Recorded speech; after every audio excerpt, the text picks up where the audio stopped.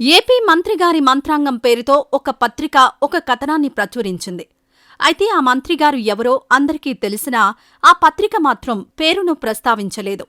ఇక అదే మంత్రి హైదరాబాద్లోని ఓ స్టార్ హోటల్ అడ్డాగా సెటిల్మెంట్లు చేస్తున్నారన్న ప్రచారం జోరుగా సాగుతోంది.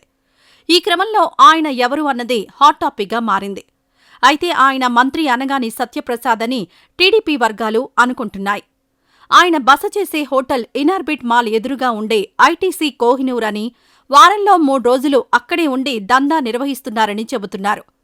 రెవెన్యూ మంత్రిగా ఉన్న అనగాని సత్యప్రసాద్ 2 రోజులు మాత్రమే తన శాఖ కార్యకలాపాల కోసం అమరావతిలో ఉంటారని చెబుతున్నారు. తర్వాత 2 రోజులు నియోజకవర్గానికి సమయం కేటాయిస్తారట. రెవెన్యూ మంత్రిగా ఆయనకు చాలా పవర్స్ ఉంటాయి. ఈ క్రమంలో ఐటీసీ కోహినూర్లో దందాలు చేస్తున్నారన్న ఆరోపణలొస్తున్నాయి. ఆయన బిజినెస్ పార్ట్నర్ అయిన వ్యక్తి షాడో మినిస్టర్గా ఉండి ఈ వ్యవహారాలు చక్కబెడుతున్నారనే టాక్ కూడా నడుస్తోంది. ఏపీలో ఎవరికైనా మంత్రితో పనులున్నవారు, కీలక వ్యవహారాలు చక్కబెట్టుకోవాల్సిన వారు ఆ హోటల్కు వెళ్లక తప్పదు మరి. అయితే తెలంగాణ ప్రభుత్వం నుంచి నిఘా వర్గాలు పూర్తి సమాచారాన్ని ఏపీ ప్రభుత్వానికి పంపాయని తెలుస్తోంది. ఏపీ ప్రభుత్వం కూడా కొన్ని వివరాలు సేకరించిందని చెబుతున్నారు.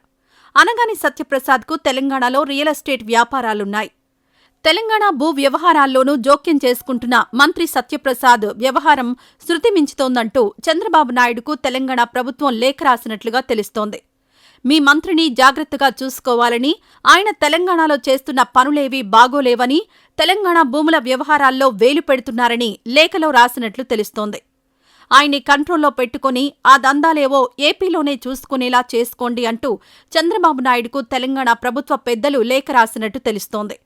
2019 ఎన్నికల సమయంలో ఆయన లావాదేవీలను తెలుసుకుని అప్పటి బీఆర్ఎస్ పార్టీ నేతలు ఇబ్బంది పెట్టారని చెప్పుకున్నారు. కానీ ఇప్పుడు ఆయనే అందరినీ ఇబ్బంది పెడుతున్నట్లుగా తెలుస్తోంది. మరి ఇప్పుడు అనగాని సత్యప్రసాద్ని ఏం చేస్తారు చంద్రబాబు? త్వరలో జరిగే ఏపీ మంత్రివర్గ పునర్వ్యవస్థీకరణలో ఆంధ్రప్రదేశ్ రెవెన్యూ శాఖ మంత్రి అనగాని సత్యప్రసాద్ శాఖ మారుతుందా? లేక ఏకంగా మంత్రి పదవే పోతుందా? పార్టీ కొలువుదీరి 6 నెలలు గడిచింది అంతే. ఇంతలోనే హోంమంత్రి అనిత పిఏ వ్యవహారం, ఇక ఇప్పుడు మరో మంత్రి అనగాని. ఆంధ్రప్రదేశ్లో ప్రభుత్వం కొలువుతీరి 6 నెలలు కూడా దాటకముందే ఏకంగా మంత్రులపై పెద్ద ఎత్తున అవినీతి ఆరోపణలొస్తున్నాయి. ప్రజలు కూడా టీడీపీని తిట్టిన తిట్టు తిట్టకుండా తిడుతున్నారు. అంతైనా మార్చి తర్వాత జనసేన తరపున నాగబాబు మంత్రి పదవి చేపట్టబోతున్న విషయం తెలిసిందే. ఆ సమయంలో జరిగే పునర్వ్యవస్థీకరణలో నారా లోకేష్కు ఉప ముఖ్యమంత్రి పదవి ఇవ్వడంతో పాటు అత్యంత కీలకమైన రెవెన్యూ శాఖ కూడా ఇచ్చే అవకాశం ఉందని టీడీపీ వర్గాలు చెబుతున్నాయి.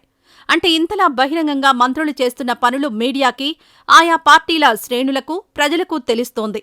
ఆ నేతలకు మాత్రం ఎందుకు తెలియడం లేదబ్బా అన్నదే ఇక్కడి ప్రశ్న. మరి చంద్రబాబు ఈ మంత్రులకు సంబంధించి ఎలాంటి నిర్ణయం తీసుకుంటారో చూడాలి.